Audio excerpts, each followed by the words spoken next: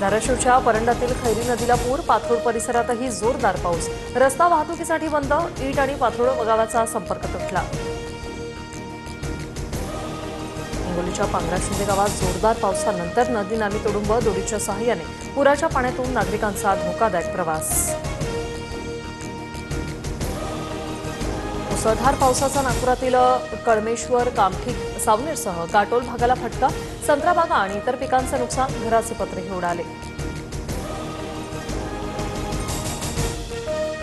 बीड जिल्ह्यात पावसाला पुन्हा सुरुवात. बीडला अतिवृष्टीचा मोठा फटका. बीड जिल्ह्याला येलो अलर्ट. शेतकऱ्यांची चिंता वाढली. लातूरमध्ये मुसळधार पावसानं तृणा नदीला पूर. निलंगा ते कासार मार्गावरचा पूल पाण्याखाली आल्याने वाहतूक ठप्प. अनेक गावांचा संपर्क तुटला.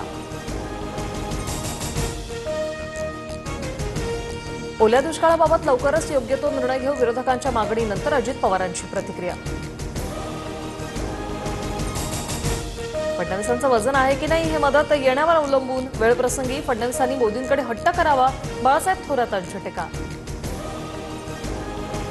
महाराष्ट्रातल्या अतिवृष्टीच्या नुकसानीवर मुख्यमंत्री फडणवीसांची पंतप्रधान मोदींसोबत तासभर चर्चा. मोदींकडून भरीव मदतीचं आश्वासन, मुख्यमंत्र्यांची माहिती.